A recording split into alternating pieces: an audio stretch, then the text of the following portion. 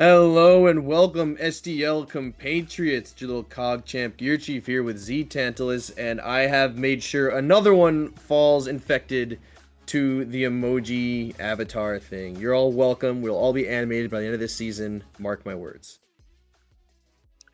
Indeed, Gear. Pretty happy to see that my avatar's got the patented Ztanalist white tank top going on there, as you can see. Arms are a bit bigger than they should be, but we'll let you live in your imagination world. That's rough. So, we've got the Immortal, Flourish, and Dark Omen matchup here today. What are we looking for? Well, Dark Omen has had a bit of a trouble finding their niche. We've seen a whole bunch of players not really in their coveted roles. We've seen a lot of swapping around. Trap Bunny, who we've seen last season in jungle, has taken ADC, and now he's in support, I believe. ThockMan took up his ADC back, but now he's Physics in jungle. So Dark Omen's trying to find their stride, while Flourish needs to just find some footing. They've had a bit of a bad season, but let's see if they can kind of turn it around and take this set. Yeah, I mean, as far as your mid to late season role switch ups go, it's not always a bad thing, right? Especially in these like Immortal, the godlike, your kind of higher tiers of play here. A lot of these players do play more than one role. That is definitely it becomes more common the higher up you go. So, if these guys decide that they need to step into other roles and kind of switch things around for synergy, I'm cool with that. Yeah, it's just a matter of just trying to find your niche, because sometimes people get stuck. Not really stuck, but they used to these roles and they know they can do them very well. So I think sometimes it's good to have your designated role, but it's also good to be able to swap around. Bans coming out, pretty standard bans. I will say I am happy to see the Kali band out. We know how well she can just start ripping through teams, especially when you get her passive off of somebody. It's never fun to deal with a Kali who's just ripping through your team, popping the ultimate and healing while she just kills her mark. That's never fun. Martikrus I always love to see banned, because I feel like a whole bunch of teams fall into the trap of pulling Martikrus, putting him mid, and then not having enough magical damage, and then falling because of that.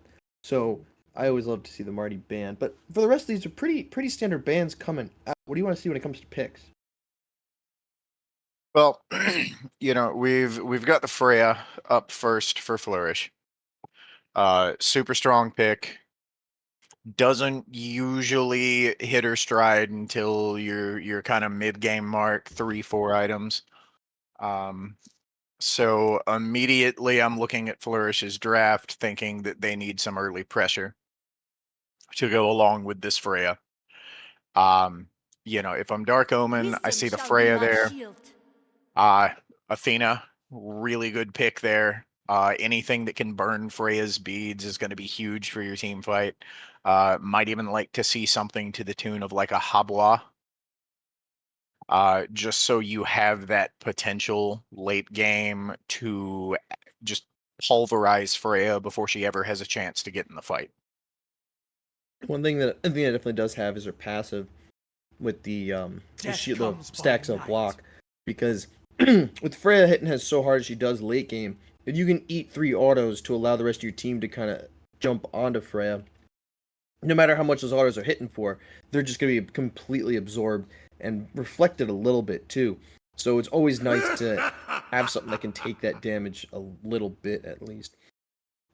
Jablanc coming out for a pick, and I gotta say I like this pick because I love the utility of the Darkest Night and the counter engage.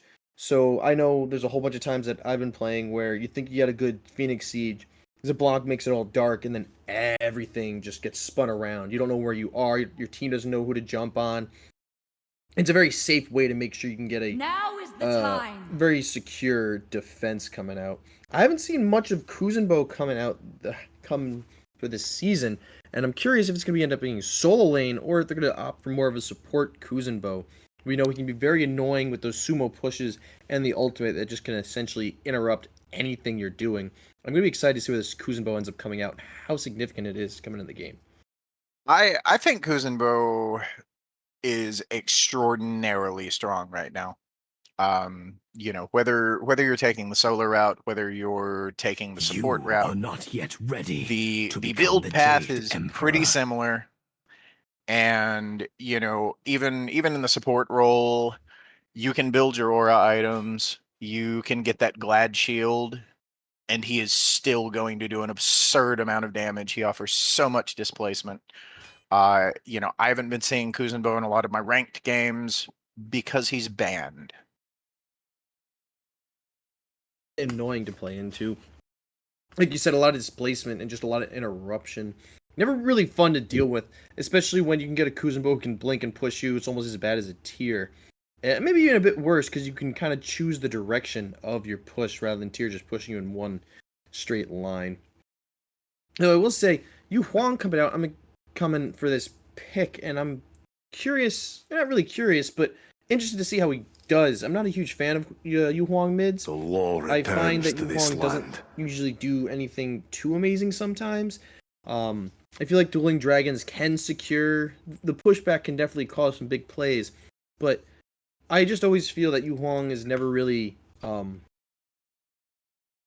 game changer, I'd say, or maybe not necessarily as impactful as some other mages, but I know that in some instances Yu Huang can really just put down big numbers and cause a lot of issues. So I think there is a possibility Yu Huang can go amazing, but I would really looking to see how StepDentist can utilize the power that is Yu Huang.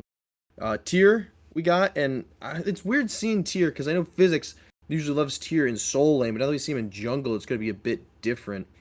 And I'm just with this whole roster swap up, I have no idea what Dark Omen's going to do, and it's going to be a big question mark till we get into the game. Yeah, I mean, I don't think that the idea of a tier jungle is absolutely the worst thing in the world. His early clear in the jungle is going to suffer pretty significantly. But otherwise, through after you get through that early phase of the game, he can do fine. I wouldn't use the word great, but he can do fine out of the jungle role. It's really going to come down to the pilot of it. Now, the Ratatasker is what really interests me here. With this kind of bruiser meta that's going on, Ratatasker, I think, is wildly undervalued, and I don't just say that due to my own Ratatasker proclivity. He's good. He's very, very good right now. And if Flourish can use this effectively, right? Like if we can get the displacement from the Kuzenbo, the Ratatasker's engage, Lankan X-Ball could. Wow. Wow, I just said that. Yes. Oh, yes. No. After my own heart of Fenrir coming out, I usually try to play a bit in the middle, but if I'm seeing Fenrir come out, you have my biased support. Fenrir, one of my favorite gods. I love just everything about him. He's just so fun to play. One of my comfort picks, and I haven't seen a lot of him coming into this season. And throughout the rest of the season, I've seen him maybe once played, so it's always exciting to see him come out. I'm hoping this is Physics, and I am wanting to see big plays. I want to see this Fenrir just go big. I'm I'll biased tell you to the right Fenrir. now to enjoy it. Not necessarily buddy. Dark Omen, but the Fenrir. I love the Fenrir. Enjoy it while you can, because once Charon is available in comp, you're probably never going to see a Fenrir again. I don't know about that. I mean, what Nox was, I guess the problem is Nox has been big in support too. We haven't seen a lot of Ardia, which is always thankful. I haven't seen much Poseidon, but usually anyone with big silences or cripples, you're not going to see Fenrir a lot. So, I've been used to it, but we're gonna see how well these two teams can manage. Flourish trying to climb back up, Dark Omen trying to find their spots in the roles, and we're gonna see you in game.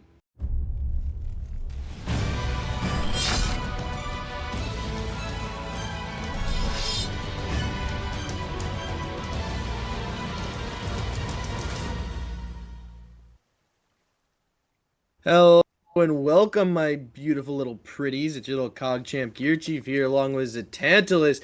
Game 1, Immortal Flourish versus Dark Omen. Let's get into the bloodshed.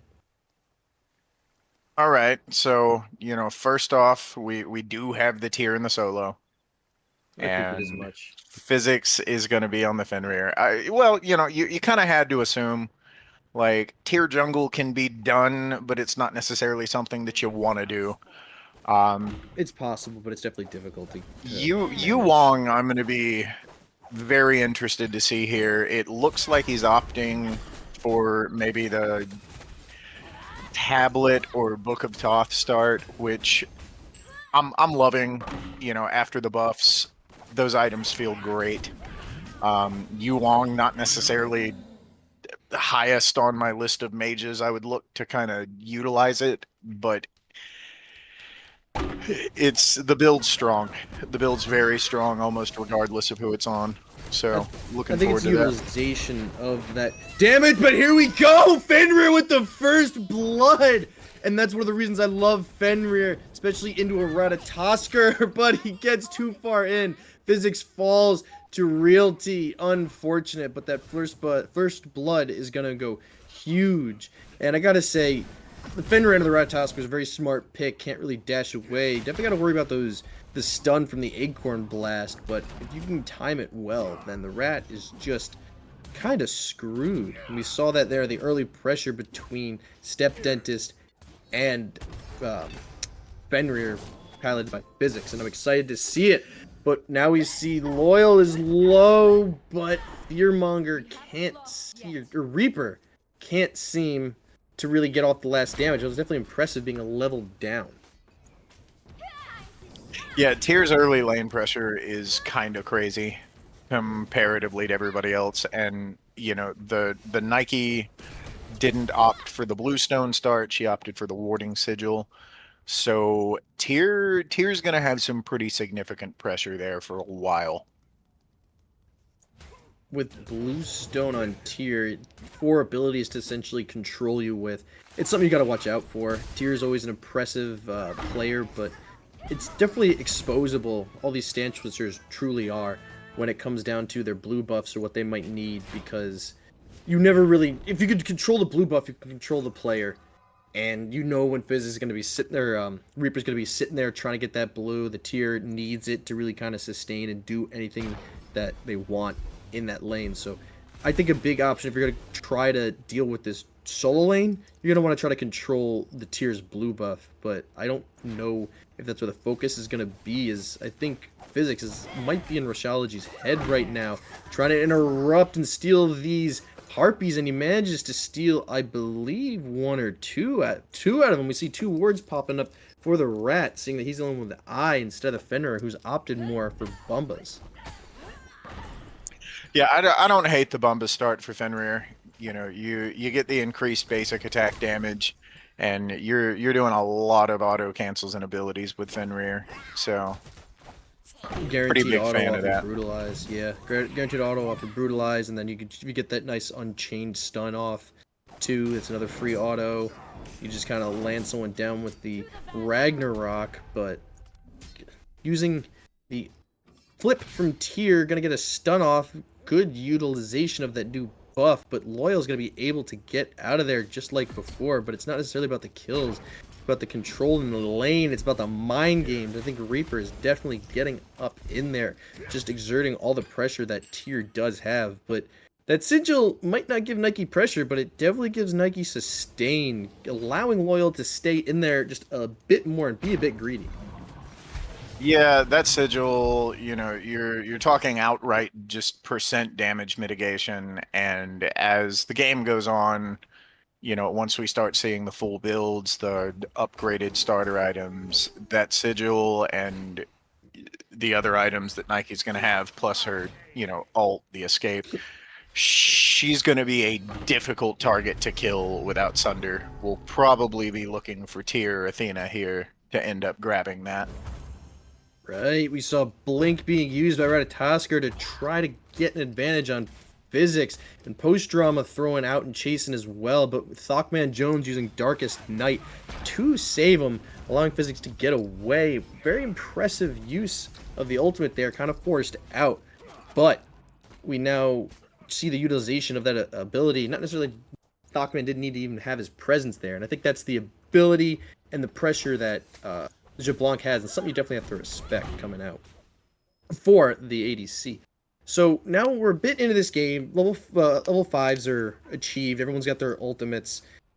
Gold difference is definitely going in the way of Dark Omen. So is XP. Who do you think has the advantage of this game, or how do you think this game's going to end up going? Well, based off of right now, Dark Omen is definitely farming better. This isn't exactly a bloodbath. We're almost 6 minutes in here, and there's 2 kills so far. Ragnarok coming out, pulling him underneath tower, but you gotta use the spin to win. Turtle Methy getting caught in a sumo push. Physics gets pushed out into Realty, closing in 3-on-1. That's unfortunate. One of the reasons why you can't really bite the support bringing him in, because to tank that damage and just get away. But definitely one of the safer picks, knowing that there is no beads on that on the support, because they're going to opt more for, well, support relics, to say the least. And just does not go the best way for our Fenrir friend. Yeah, kind of rough when you bite a Kuzenbo that's got full kit up. You were asking a minute ago how I think this game's going to go, and just looking at it right now, like I was saying before that, kind of got started, Dark Omen is farming better. There haven't been a massive amount of kills in this game so far, and Dark Omen are maintaining not a huge gold lead, but a gold lead, which tells me that they are farming better on this map. And Xbalanque, Yuwong, they both scale very well into the late game. Fenrir not as much, but towards that super late game area, Fenrir's going to be more of a utility. And speaking of utility, like, they have it. The Athena has got the beads burn, Tyr has got the beads burn, Fenrir's got the beads burn, and that tells me that towards this mid to late game, someone on Flourish is dying when these fights get started, because there is no way everyone is keeping their beads. Especially when it comes to a prolonged fight as well. You're kind of just stuck sitting there, right? You're like, do I use it on this Athena who's engaging? Can I survive the initial engage? Or I have to use it on this Fenrir, or else it's going to bring me somewhere and it's just going to get the snot kicked out of me. Well, this Tyr's pushing me into a wall. Can I survive this? And then the problem is you're sitting there gambling with your beads as well. And it's just not a good thing to do, because you don't want to sit there and gamble with them, because if you're dead in gray screen and the beads are off cooldown, then that just looks bad, right? It's kind of a similar thing with having your ultimate on cooldown. Yeah, this is one of those team comps, man, where okay, Dueling Dragons comes out, another bite on a POSTDRAMA, the brutalized, but here's a sumo push. Physics caught again, fall low. Post is barely making it out, taunted back in. Can't seem to get the damage. StepDentist opting to back away. TrapBunny getting very aggressive, looking for the kill, but no one finds it.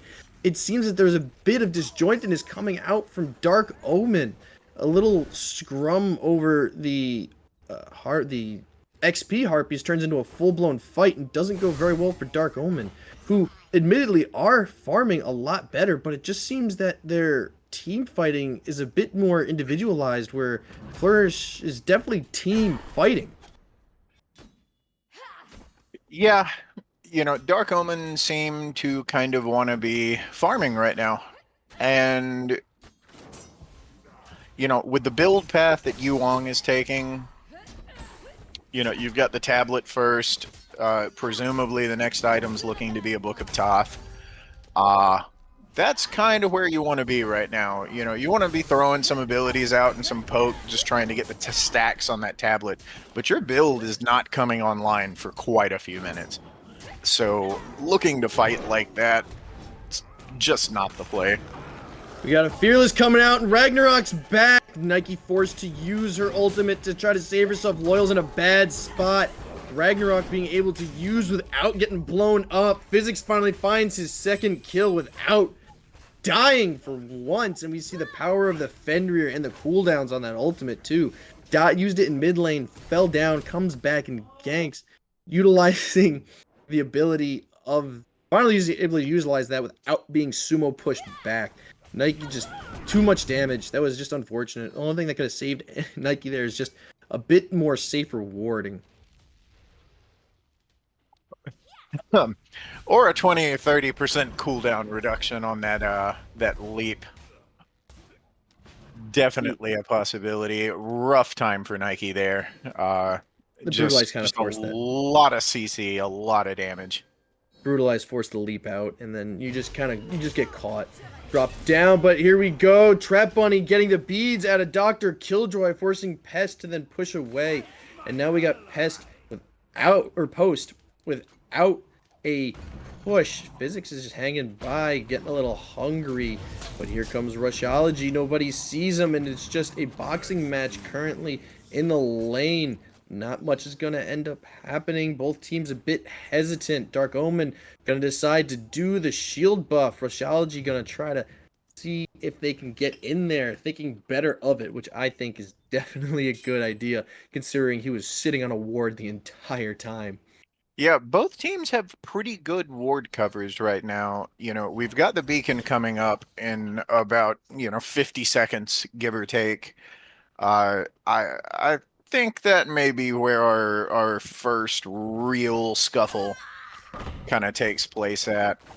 Both teams fairly similar in level. There's a, your biggest downside is your X-Ball and your Freya. You've got a 2-level disparity there. But Freya's still more than capable of putting out a good bit of damage, even down a little bit. ThockManJones known to be very great and very safe when it comes to an ADC pick. No matter how bad the team is going, Thock can always find a way to get ahead or at least stop himself from falling behind.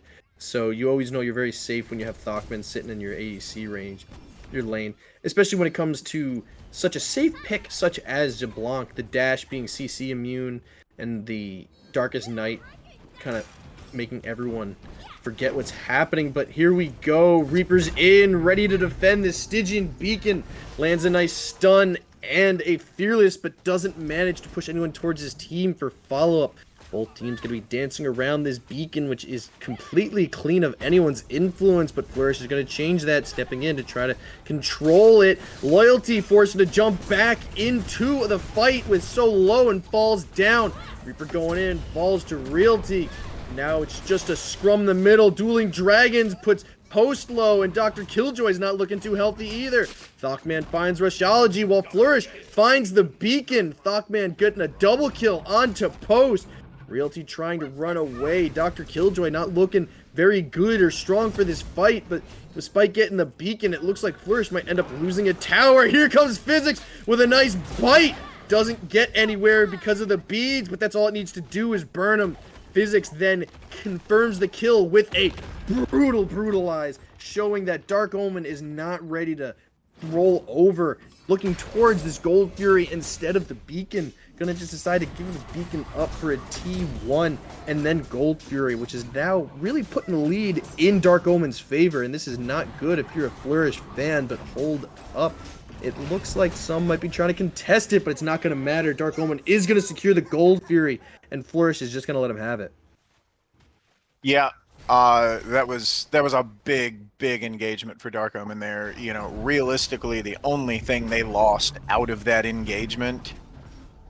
Oh, Freya damage. Getting low, you gotta respect that. Freya! Oh no, a blink and a dash! Can Thockman get out? looking low, but I don't think it's going to look likely.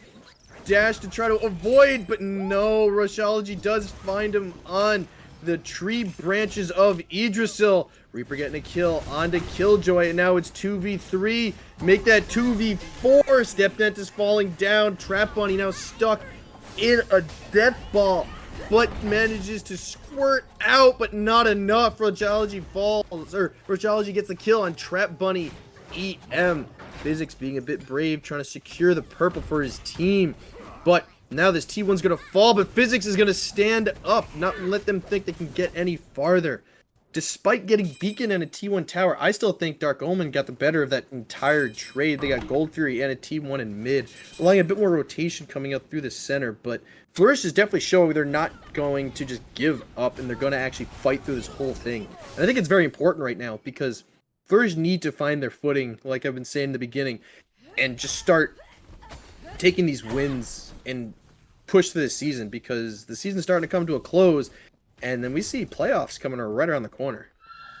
Yeah, you know, that first engagement at the Beacon, the only thing Dark Omen lost out of that was the Beacon. They got everything else. They got the objective. They got the kills. You know, had the gold lead pushed to almost 6,000. Now it's closer to 3. Ragnarok coming out, holding him still for the bite of the dueling dragons. Loyal falls down, getting a bit too pushed out on that Pyromancer. Unfortunate, just trying to get a bit more pressure with some of those wards, but getting caught out with so much control and CC in Dark Omen, the Tyr, the Fenrir, the Athena. There's nothing you can do. You have to respect that displacement and that CC. Otherwise, you're going to put down up in the air. ThockMan goes. Where he'll land, nobody knows. Oh, but here comes Rushology. Misses the landing. Can ThockMan stay alive for TrapBunny to get there? Kind of. TrapBunny does make it, but ThockMan dies on the landing. Now TrapBunny, too weak to fight back, falls down to Rushology. 3 in that lane to try to fight ThockMan, and not enough rotation coming in to help out that poor ADC. StepDentist looking to clean up. Post is really fully healthy, defending the rest of his team. StepDentist steps too close. It's not going to be good. The Sumo push to look for control as a Nene comes in, surrounded by 3. StepDentist taking major hits up into the sky. You're going to try to Goomba Stomp. Here comes an ultimate out. Beads used. Rushology gets the kill on StepDentist, who got a bit too close for comfort. POSTDRAMA just controlling the enemy and giving something easily up. And hold on, we got a kill trade coming out between Physics and Realty. This is just going crazy right now. They're looking to constantly fight between both teams. Yeah, this went from an extremely calm game in the first 8 minutes to a tale of teams winning engagements and kind of overstaying their welcome. You know, that was Dark Omen's big kind of goof. You know, towards the end of that was like they got everything they needed, right? And well, we're engaging again. Now he comes in. ThockManJones getting caught. So much just used to put ThockMan behind. TrapBunny now stuck as well, surrounded by 4. And it's just it's the same story every time. There's no rotation to save ThockMan, and the only person there is TrapBunny using the Defender of Olympus, but always coming a bit too late. And I don't know what Flourish really... If Flourish really sees ThockMan as the big threat, and they just keep dropping everything on him. Dark Omen really needs to find something to do into Flourish to try to stop all this abuse into ThockMan, but DrkILlxJOY falling low after a big Ragnarok, and now POSTDRAMA 6 levels down. A missed Unchained and a nice blink, but followed by an even nicer blink. Physics is not letting Post go. Getting that second kill, looking for a double kill for Physics. Rushology's now overstaying his welcome. Brutalized, and Beads does not let Rushology get the stun out. Big plays coming out of Fenrir, and I love to see it. We see Primal Fury going the way of Dark Omen, with only Realty and Loyal to really contest this. Loyal looking to go high. Realty looking to come in from low. And now it's just a matter of game of chicken. What are you going to commit to? It looks like Loyal gets what he gets committed to and falls down. And Realty's going to look to try to steal this as well. PhysicsDZN not going to be really scared away, acting more as a totem of fear to push away Flourish. And Dark Omen finally starts swinging this, showing that the only victories Flourish was able to get is when they full committed on one person. And when the team finally shows up, Flourish might have to think of something else and rather just picking off one by one. Yeah, your problem right here, if you're Flourish, is that Physics is large right now. 7-4 on a Fenrir. You love to see yeah, it. you know, 7-4. He's level 19. He was level 18 when that engagement started. He was 2 levels above everybody that he was engaging. That Fenrir is swinging. And Flourish have spent a lot of time kind of trying to put ThockMan behind here, and it's not working, and Fenrir got massive off of it. The big issue is you're trying to sit there and pick off ThockMan. You got to use a lot. Dark Omen securing it. POSTDRAMA knocked in the air and bit and pulled to the rest of Dark Omen and falling down. Finally, Physics gets his revenge, and rather than get sumoed into a wall, does get the kill on POSTDRAMA.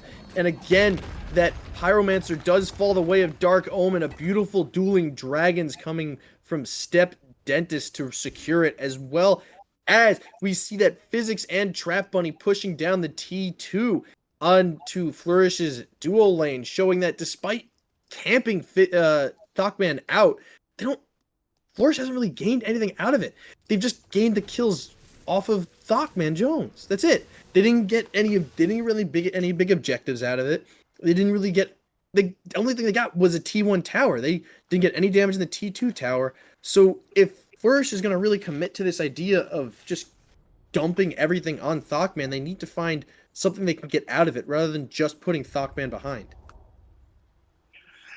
Well, you know, and that's when I do coaching, stuff like that, that's one of the things I tell people about ganks, right?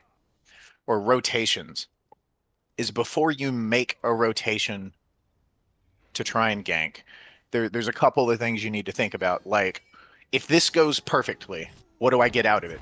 And if the answer is a kill, and that's the only answer, it's usually a bad idea. Definitely is. Now we see defending this fire giant, Physics pushing out Flourish, but Rat's in the air looking for a target sitting on that branch. Fire giant falling low. Rushology jumps in but dashes out. TrapBunny pulls in. Loyal is now being surrounded by 4. The shield's not going to help you, my friend. PhysicsDZN gets the kill, but now this fire giant's low, looking for confirmation. Dueling dragons will be it. Dark Omen gets the fire giant. Rushology in, looking for a return kill, does not find it. Falls the way to TrapBunny. A blink will pull out a beads from Realty, and then Physics gets another kill. The Fenrir is large and in charge. Hungry and ravenous, looking to bring Ragnarok upon the world of Flourish. This T2 is not long for this world, as all of Dark Omen has Fire Giant looking to push down for this there's Phoenix that Flourish cannot really defend. Only chance they have is big autos coming out from Freya. Can DRkILLxJOY throw them the right way? Hit by a Phoenix and drop low.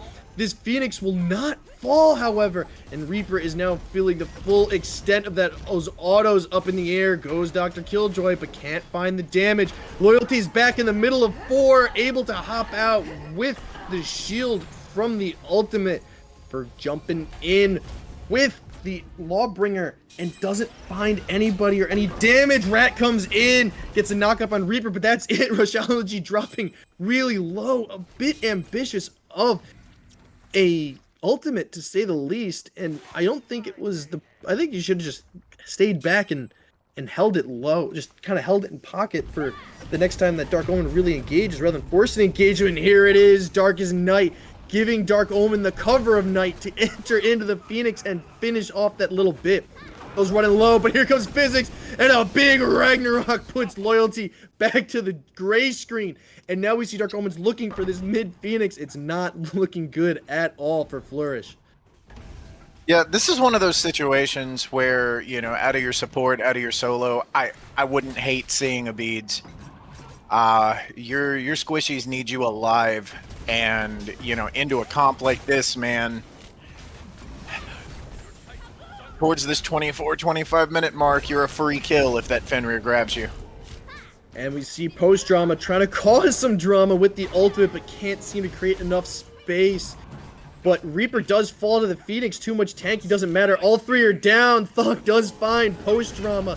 Realty is now the only person able to defend. Loyalty coming back, but doesn't matter. Physics gets another kill, showing why Fenrir is the GOAT. And now we got a taunt coming in, pulling Loyalty away, and it's a double kill for the Unchained bringer of Ragnarok. Going the way of Dark Omen is game one.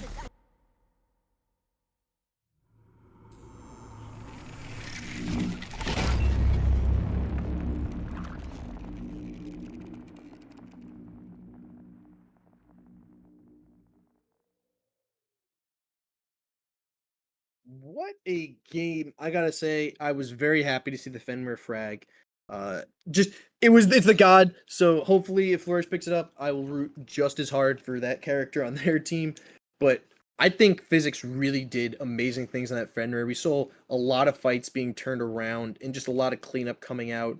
And the Ragnarok too, picking up the right targets towards the end of the game.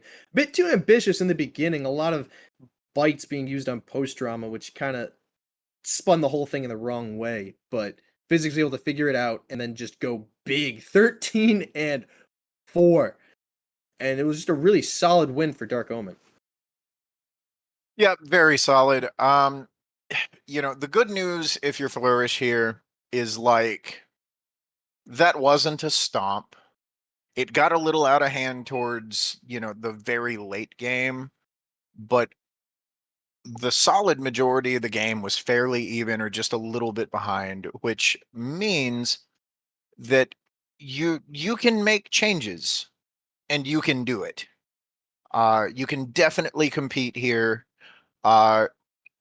Maybe some different relic choices out of some of your frontliners. Like I was saying earlier, into a comp like that with that sheer amount of CC and the threat of the Fenrir, it's not.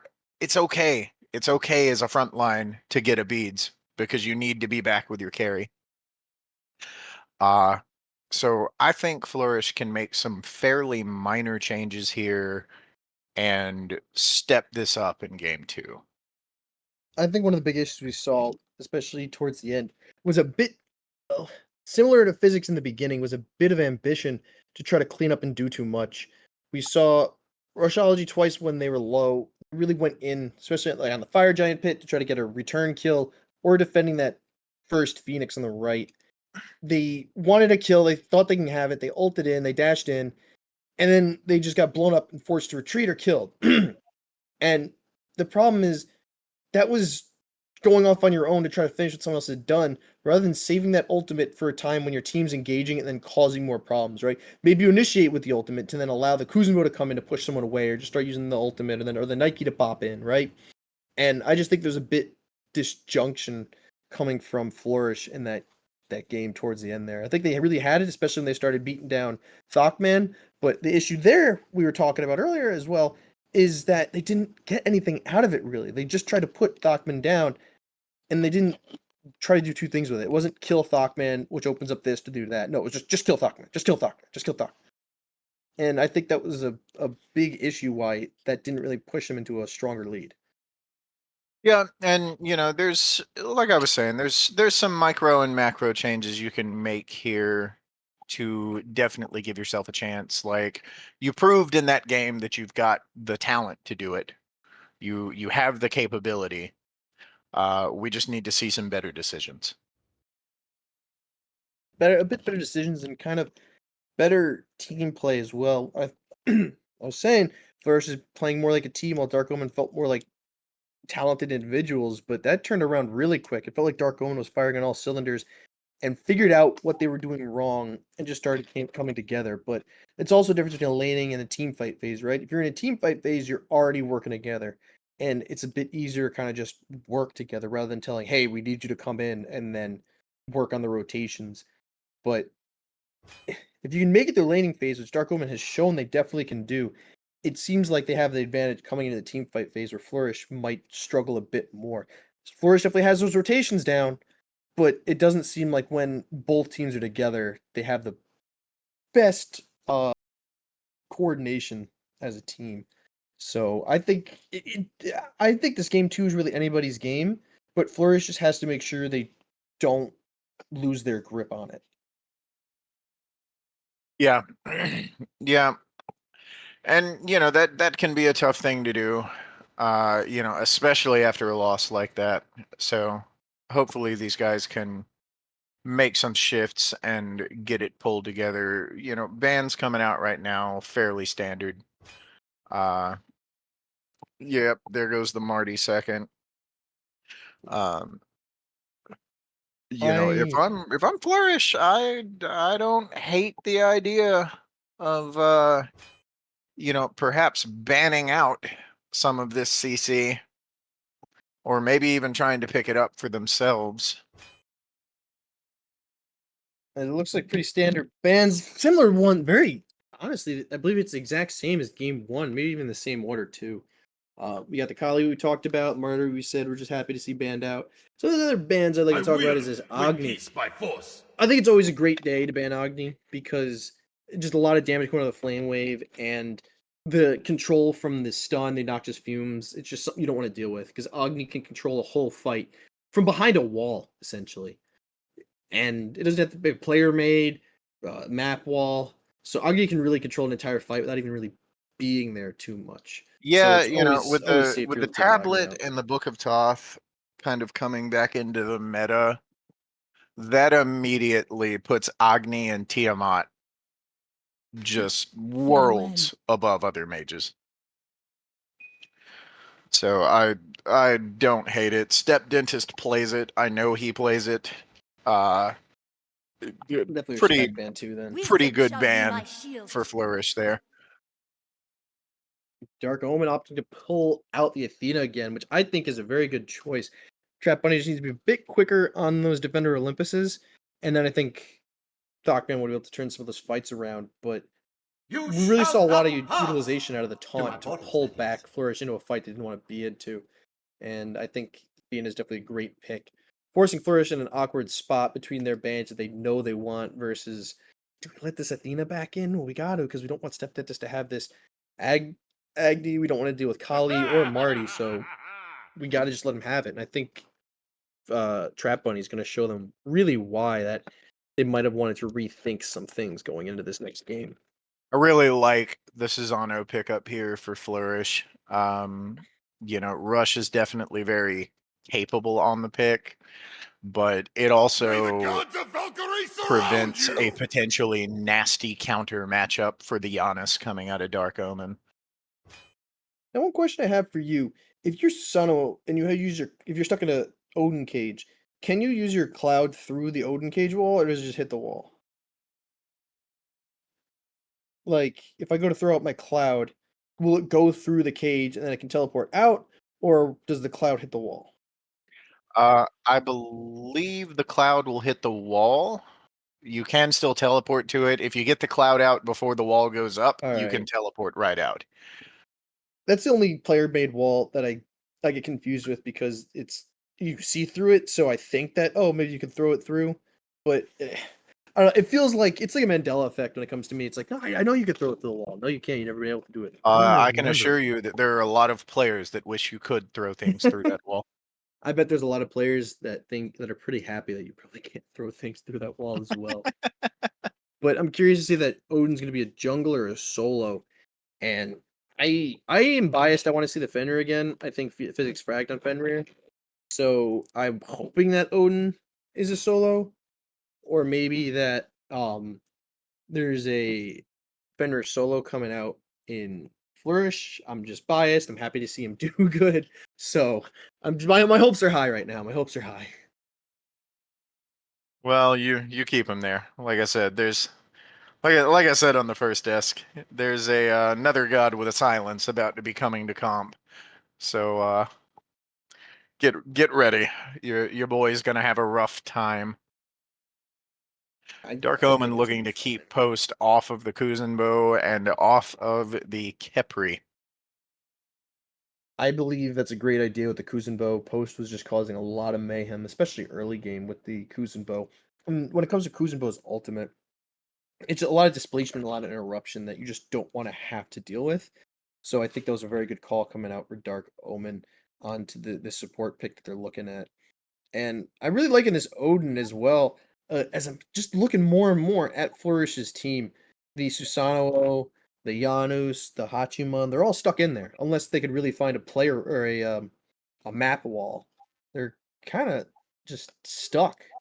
And they're going to be easy pickings for Thockman, easy control for Trap, or just a big target for a juicy Odin bomb coming through. So I'm a little nervous on Flourish. I think I probably want to pick definitely a more mobile support. Someone maybe again with the Nike, if the Nike's available. I don't see it banned, so I think Nike would be a pretty decent pick, especially if you don't have your ultimate. You can just you don't have your leap, you can just use the ultimate, which just gives you shield, so it's not necessarily negated by Odin Wall. So I think Nike's definitely a really good pick here, and maybe you might want to opt more for the Bluestone this time rather than the pendant. Gonna decide on Camazotz, and I've seen Physics play Camazotz before, mostly in the soul lane. So now that you don't really got to worry too much about any protection items, I can only prophesize that Physics is gonna just do big numbies when it Take comes to this. pleasure in the crushing of one's Oh, I enemies. think you can still Flourish team. definitely build protection items on him in the jungle. You probably Uh, could, this but this you at least bruiser have meta broke for the is damage. still very strong. Yeah, and Hamzats does benefit from that too, especially with all the healing. So if you're a little bit more protective, it's nice. Similar to how we see Ravana with his shields. So if you build some of those protections, it's harder to knock those shields off, which just allows him to get those shields back quicker. And it's just you're in a race against time. It's either can I burn the shield quick enough, or it's just gonna keep getting them back before I Now, can really burn down I the other one. have to kind of question this Bacchus pick here. Why not? You don't want to just party and get drunk? I think Bacchus has a very rough time into an Ishtar, into an Athena, into an Odin. They can all just completely slap him out of that burp.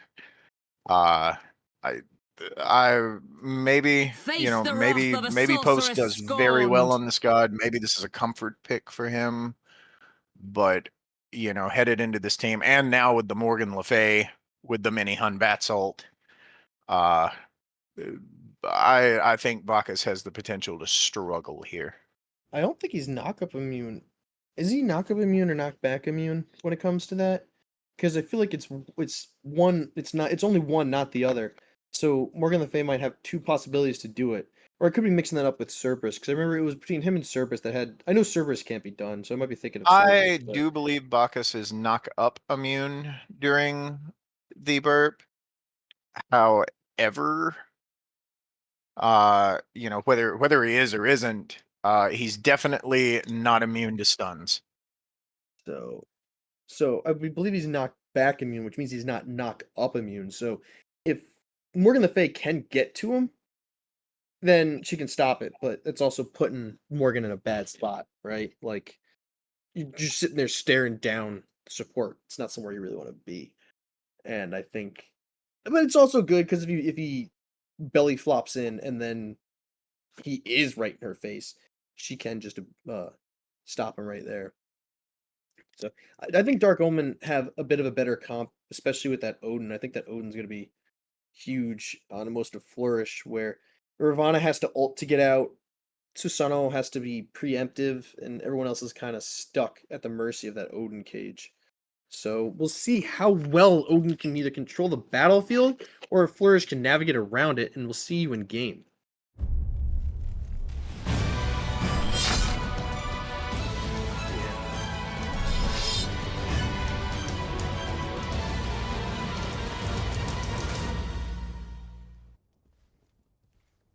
Hello and welcome to Game 2, Immortal Flourish versus Dark Omen.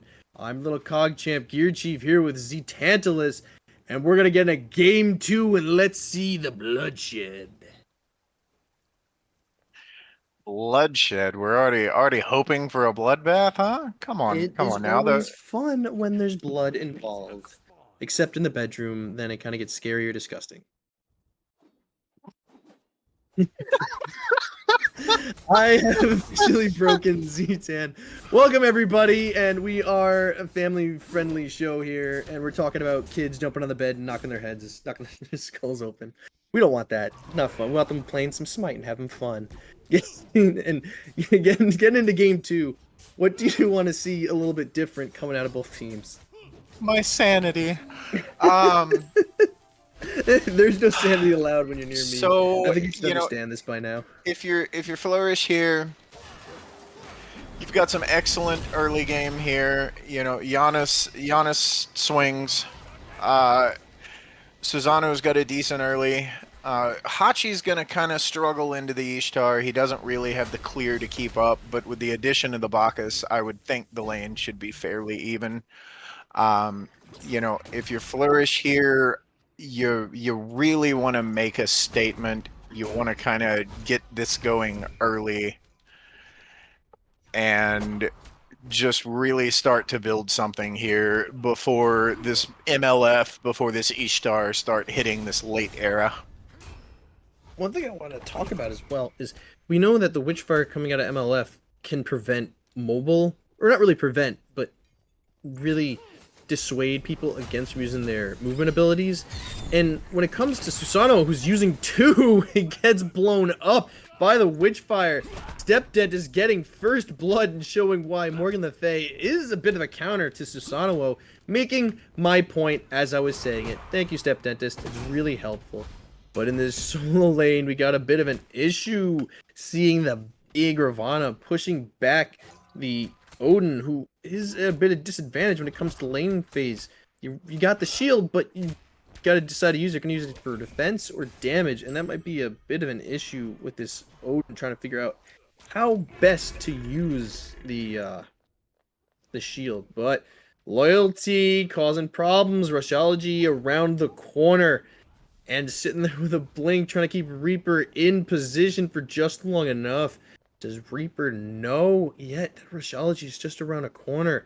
Loyalty trying to keep Reaper from backing. Reaper's just playing a game that he doesn't want to be in. Not looking good, but he managed to get it off. Rushology just a bit too hesitant to dive in there, which might just be a smart choice. You don't want to start getting too aggressive, getting caught behind. But aggressive is still going to be in his name, taking the back camps and really causing Physics some trouble. Yeah, you know, I've said it before. You don't really play Odin to win the solo lane. You play Odin to win the team fights. Yes, exactly. So I'm not really looking for Odin to have a spectacular laning phase here. Just looking for him to stay alive, more so than anything else. You know, Rush making the decision not to jump into the tower there, pretty good call. Tower shots at level 3 are a significant portion of your health bar. Yeah, you just expect to take, if you're gonna tower dive, you want to take just one before you get out. So there would have been a lot of mental gymnastics to make that work, and I think it was smarter that Rushology didn't push something that wasn't exactly the best thing to do, because you don't want to. You're already first blooded. You don't want to get caught behind even more. But we see Loyalty is getting damage put back onto him. Reaper just causing issues and not really one to be pushed back too much. So we see in this game, if both teams are opting to be a bit more reserved as we see level 5s coming out, and rather than really just start going all out brawl, they want to be a little bit smarter with how they're going to take this, which I gotta say is very intelligent, but Physics is really opting to go in for this aggression. Blink in, finds himself in the middle of a tornado, bat out of hell, used to get out. ThockMan forced to use the ultimate on Ishtar to push away post, but we get a snipe through the walls. Realty gets a double wall snipe onto, triple wall snipe onto Physics. Unfortunate.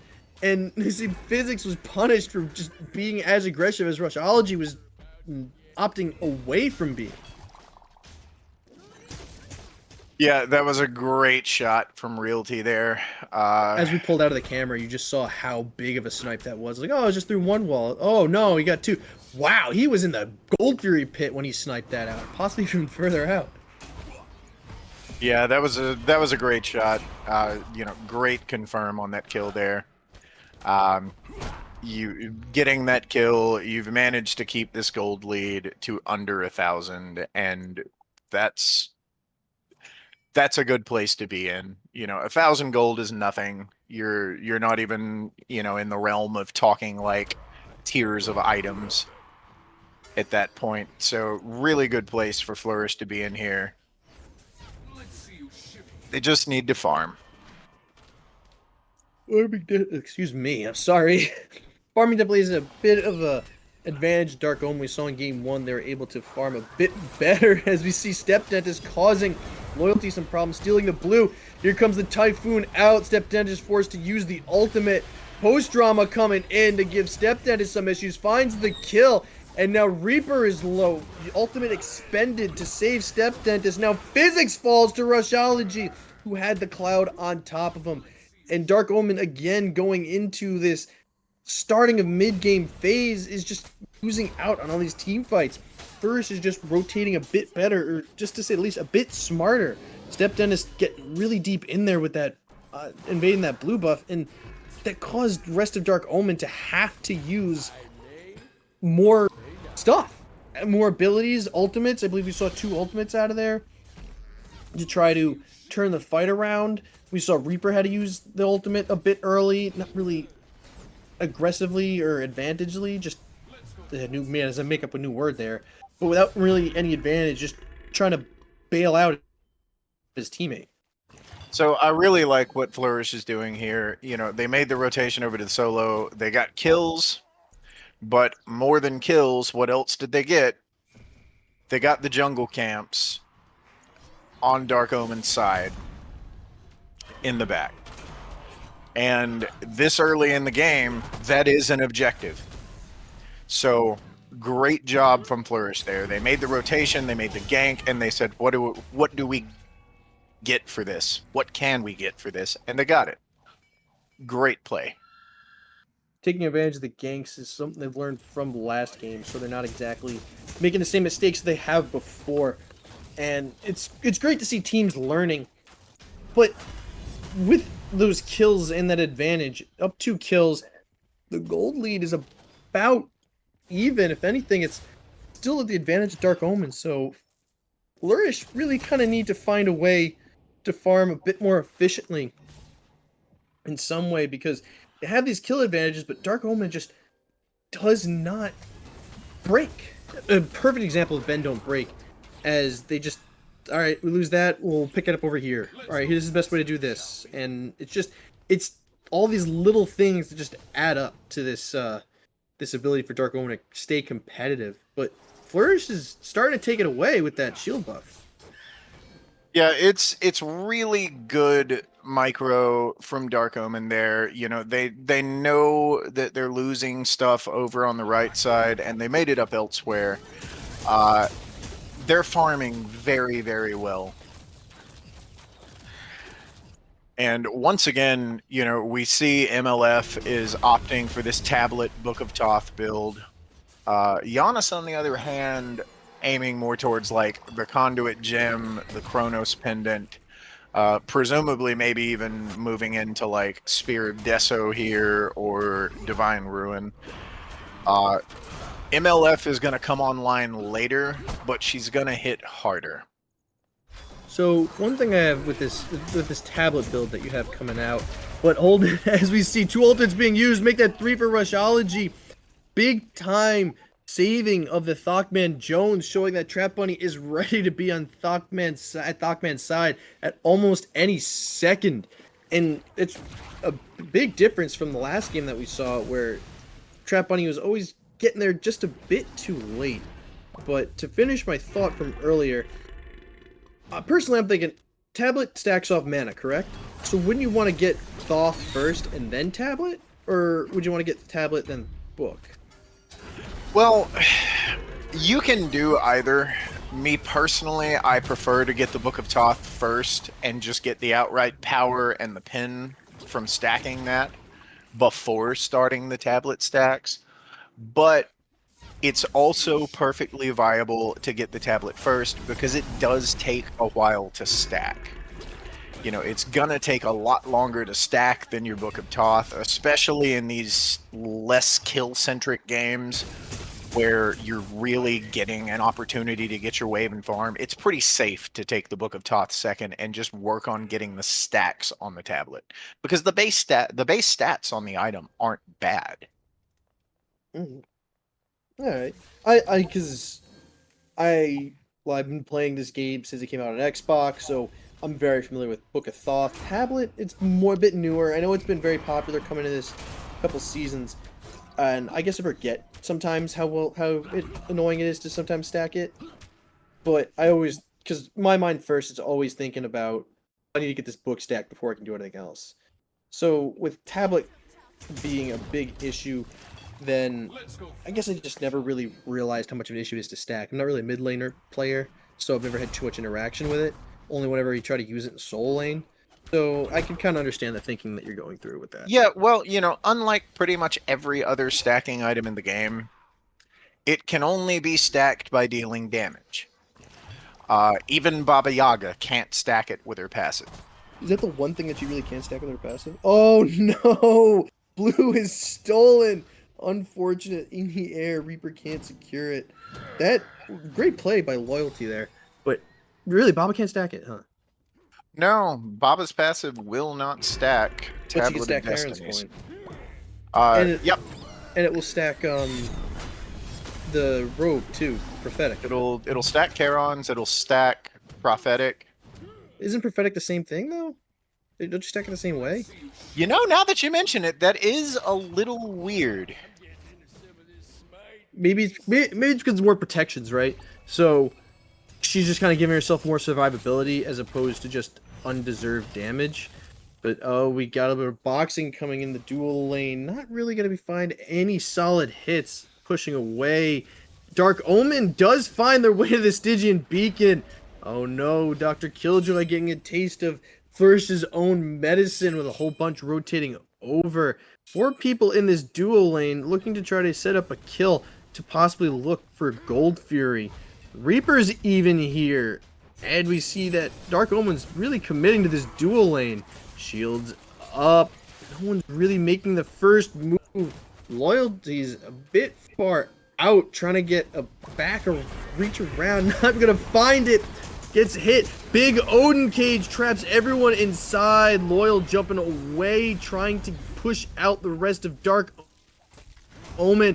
StepDentist falling low, and Loyal not caring about that tower, but getting it pulled away. Falls down. Reaper gets the kill. Rushology gets the kill on ThockMan, as well as Post picking up a kill onto StepDentist. And now TrapBunny stuck under a tower looking low. Reaper has to hop away into the safety of the purple buff. And Flourish really managed to turn that whole fight around. And they really seem to be taking advantage of this mid game that they have. And now we see them actually being able to turn this into an objective as opposed to last game where they were just in it for kills. Rushology hiding behind a corner, pulls Physics. Physics now not in a great spot. Looking low, doesn't find the health from the leap, but does push Flourish off of this Gold Fury, where Post is really low, can't really think too easily about it. And now Gold Fury is not gonna blink in a bats, but it ages to stop it. Bat out of hell, not gonna allow Realty to find the safety that he wants to be in that poor. Manages to get out a nice Yano snipe, but does not gonna find the damage that their Royalty's looking for. This has just been a clash upon a clash. Who's gonna finally take this Gold Fury away? StepDentist is looking to actually try to zone out as opposed to the solo laner. Loyal going high. We got POSTDRAMA going low. While Gold Fury just dropping. Who's going to get it? Getting pulled towards Reaper. Still looking at the final hit. Dark Omen does secure it. Cage is back up. And Post and Loyal are stuck. POSTDRAMA gets destroyed by a Witchfire. Rushology finds a return onto Reaper and blinks away. So despite Flourish losing that big fight in duel lane, they do pull out a Gold Fury and some kills. Dark Omen down 3 kills, but really up by about 200 gold. They're not really feeling too much pain from those kills going to Flourish. No, the biggest pain that they're feeling, losing that is pride. They had it pulled. They opted for the 50-50, and Flourish came out on top. So, ooh, that was a lot thrown onto StepDentist in a very short amount of time. And now Thankfully, he had that Athena ult. Loyal's caught low and out and falls to Physics, a bit too aggressive as we've seen. Post hops in, causing a knock-up, taunted back into a fight with no means of escape. Can he get through the portal? He's being body blocked, but Physics manages to get around the wall. Bat out of hell, gonna get some damage, but it's not enough. POSTDRAMA barely squeaks away with their life. Yeah, this is kind of what I was talking about on the desk. As far as Bacchus kind of struggling into this comp. We saw it right there. He got the belly flop, he got the burp, and what happened? Athena immediately taunted him out of it. Oh, big plays by ThockManJones. Excuse me for the interruption, but a lot of around the wall shenanigans to confirm that kill. Coming with the ultimate to really pin Killjoy in place, and then some nice lobs around the wall to get the kill. Again, excuse me for the interruption, but that was just a great play. Yeah, ThockMan did very well there. You got the solo kill, you got the tower. Now you need to get out. Oh, we see Rushology getting by. Here comes the ultimate. Beads used, but not enough time left. Rushology finds a kill on a ThockManJones, but that's just all it is a return kill, and that's not what you really want against Dark Omen. Because, alright, you killed Thockman. You killed the one person who really can play from behind extremely well. A little bit more XP coming back up to make the difference, but there's only all there was a return kill there. You've lost your T1. You didn't get the T1. The shield buff is still up. You didn't invade. There's no big objective, so it doesn't Beacon's really here, translate. Though. Beacon's here, but the Thockman's up already. So the kill didn't really transition into much or really result in much. There wasn't anything that got out of it. Dancing around this beacon, POSTDRAMA doesn't see Physics taunted back in. Now it's just a big scrum on top of the beacon fight. Bat out of hell had to be used to try to get out, as well as dump some damage. Cage pinning in Loyal and Realty. Loyalty decides to jump in the back, finds a kill on Physics, but TrapBunny's managed to get around and get Realty. Loyalty falls to Reaper, and now there's 4 of Dark Omen sitting in this beacon, pushing out Flourish, who are down 2. And again, the kill on Thockman didn't result into anything. It was just a kill. And now it's 4,700 gold, 47,000 gold to 44,000 gold, and a T1 as Dark Omen's just running it down. Yeah, kind of rough spot to be in there. We talked about it in the first game, where it's like if we're gonna make this rotation, what are we getting out of it? And it's just not much. Not much. Post almost kind of ate it there. I feel like he was stepping up to kind of ward that Gold Fury and get Giannis some vision. Nice snipe. Yeah, set up for a nice snipe. And because they do have the ward on it. Definitely the ability, the ability to get drunk and all those mitigations that allows Post to get out of there. Realty blinking in. Loyalty blinking in. Realty finding a kill on TrapBunny. A nice snipe. Flourish does steal away this Primal Fury. And Dark Omen can't do much about it. Beautiful plays come out of Flourish. And beautiful play coming out of Loyalty as well. Because that was just, it was beautiful. Blinked in. Pushed Flourish away. Managed to set up a great kill for Realty. And then just took it. So Dark Omen really wasn't set up properly to stop that from happening. They just kind of let the Ravana walk in, push him out, and make the space for the rest of the team to just steal it away. So finally seeing Flourish take advantage of objectives, but they're still about 2,000 gold down, so they're gonna really need to find a way to pull that off more often than not, especially as this Power Mancer is gonna start coming up. And just a bit of friendly interaction going on here. Well, No Flourish need to do have no the need to always advantage slug it here. out. Flourish have the advantage regarding secure. You know, Giannis's secure is going to be better than MLF's at every stage of the game. So I do like to see them making these plays on these objectives because they do have the advantage where that's concerned.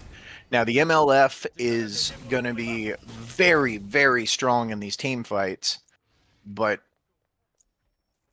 her secure is lacking. And with let's look at her build for a second. Breastplate of Valor and Breastplate. Gladiator's Shield. I think the breastplate's got the mana for the tablet, but Glad Shield is definitely something I wasn't expecting on a Morgan Le Fay build. I mean, it's more yellow numbers. You know, you're getting the yellow numbers from tablet. You're getting the yellow numbers from Glad. Are you the yellow numbers from Glad though? I mean, I guess you kind of are with the breastplate of Valor, but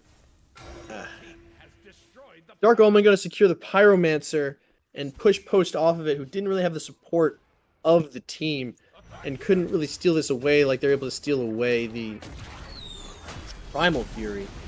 And we do see that they're managed to sneak away a tier 1, finally responding to ThockMan, who took the tier 1 with the rest of his team. Loyalty getting low, stuck between so many, having to ult over a wall. So many ults used, but ThockMan does find it through the arrows of light, getting the kill.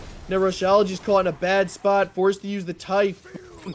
Do they have enough for the storm caught in clouds? Physics misses the bats and cannot secure the damage. The Post is stuck back, sacrificing their own life for their jungler. Now this T2 is looking like it's going to fall at, well, it seems like Dark Omen's going to have to get back there. And rather than take a T2, they're going to have to defend their Phoenix. DRkILLxJOY doing an amazing job of split pushing. Yeah, I will say, I like the direction this Morgan Le Fay build's headed in. I'm expecting the last item to be something to the tune of either Charons or a Soul Reaver. It's too late to build Charons, is it not? The base stats are great. You know, 20% penetration. You got 60 or 70 power in it. And if Deicide kind of gets it fully stacked, right? You know, close to. So yeah, I'm expecting either like a Charons or maybe a Soul Reaver to kind of fill out that last slot. And if it's a Soul Reaver, you know, between the tablet, the Glad, the Soul Reaver, these tanks are going to be getting hit hard. I'm gonna do you one better. I'm gonna say E-Staff.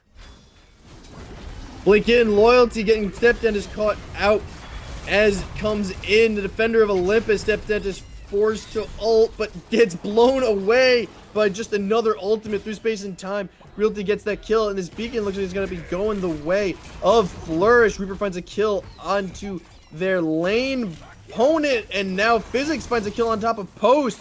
The beacon does go the way of Flourish, but a lot was sacrificed, as now this Oni Fury is going to be looked at by Dark Omen, who has essentially their entire team. Not much Flourish to be able to do. What do you want to see Flourish? What do you want to see Flourish do when Dark Omen kind of comes back towards this gold theory that they're starting to pull? I don't think that there's a lot you can do, really. You know, Rush is still around half health. They're throwing some wards over here. You don't have the Onsult. You will very soon, but you don't have it at that moment. They got Dark Omen to back off, and that's about the best you can do there. So, you know, all in all, it was a win for Flourish. They got the beacon. They got a kill. Dark Omen returned 2 kills and nearly took Gold Fury. Now, if Dark Omen gets that Gold Fury there, I'm willing to put it into the territory of, you know, just overall win for Dark Omen. But right there, I think Flourish came out ahead. Loyal just trading blows with Physics, and this is just typical as we start dancing around this fire giant, each team trying to prove that they have the advantage of wards. But we see that Flourish definitely has the advantage going in with their ward, that the revealing ward. Oh my gosh, I'm drawing a blank. Doesn't matter. Loyal going in, pulled by a taunt, and gets dunked on. Basketball Odin finds the dunk onto Loyal. StepDentist finds a kill onto Post. And now it's a 5 strong that can easily take this Fire Giant, but they're going to go for the Titan instead and just force the Titan down right as a bit more of a deterrent of Flourish trying to really contest this Fire Giant. And it's just, I think it all starts with that ward battle that we saw. Dark Omen did come ahead. They were able to have their own little Oracle ward, which completely escapes my mind. Oh, blink on a Rushology. Phoenix in the air does secure the Pyromancer. And now Rushology is kind of caught in a bad spot, as we see that Trap Bunny and ThockMan are going to secure this Fire Giant. Trying to hold out a little bit longer, make sure they don't have too much competition. It's low and it's falling. Dark Omen does get it, but now Trap Bunny's very low and does fall. Rushology follows right after to ThockManJones, who's really low, then dying to Loyal as well.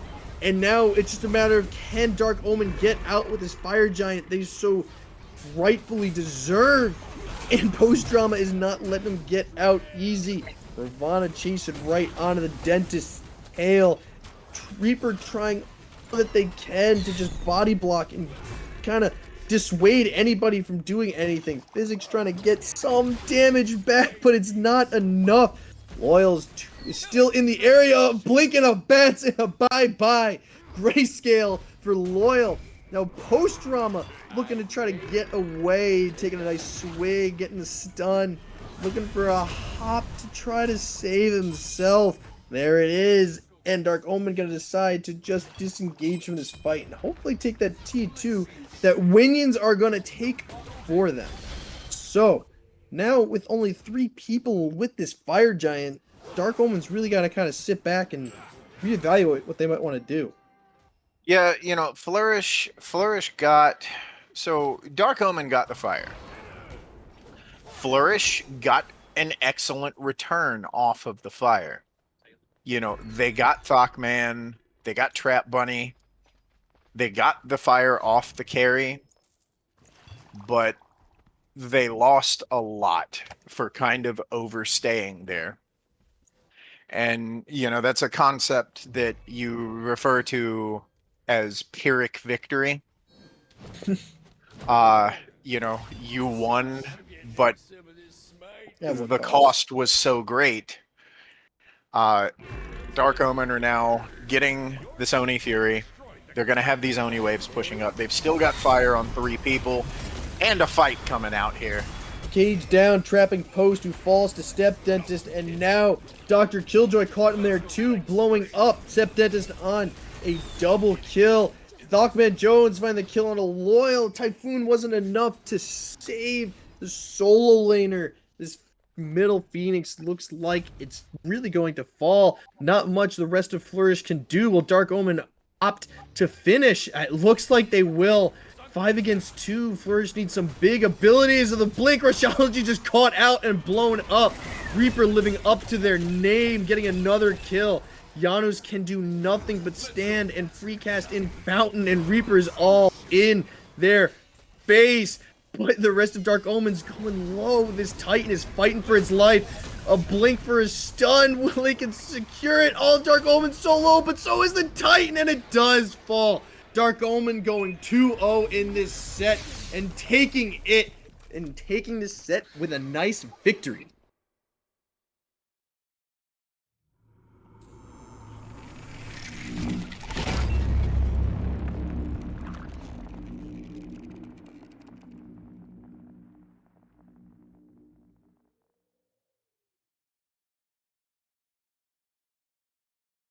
It seemed like a bit of the same in the last one. Physics didn't really pop off as much, but it just seemed that Dark Omen's ability to farm and team fight in the end really outplayed Flourish, and Flourish's tendencies to kind of overstay their welcome or be a bit disjointed in some of these engaging fights kind of ended up losing it for him. But to say that they didn't fight it out completely in the end is not to give them the credit they deserve. It just seemed a couple small details that Flourish definitely can clean up and really start taking these games away, but definitely a little bit of reviews needed for Flourish. Yeah, Realty did a fantastic job on the Giannis here. You know, in that same role and in the same position, StepDentist had a spectacular game on the Morgan Le Fay. The damage coming out of it was insane. That build was excellent. I was questioning it, but it worked out. It provided the physical protections to start saving themselves against Rushology, Loyal, and DRkILlxJOY. So I respect it. If it's crazy and it works, it's not crazy. If it's stupid and it works, it's not stupid, right? Fair enough. Right. Going to be really excited to see these two teams moving into playoffs. I'm excited to see how Dark Omen really kind of starts taking this. I wonder if this is going to be more permanent changes to their roster, or if it was just to accommodate maybe a substitution that they've had, or they just wanted to try something out. Physics look really good on the jungle, just a bit too aggressive in some stages, definitely early. But I think Dark Omen's really started to come into their own, and this game has definitely proven that as well. Flourish, a bit more to work on, but all best well wishes to them as they start going towards playoffs and the final games of this season.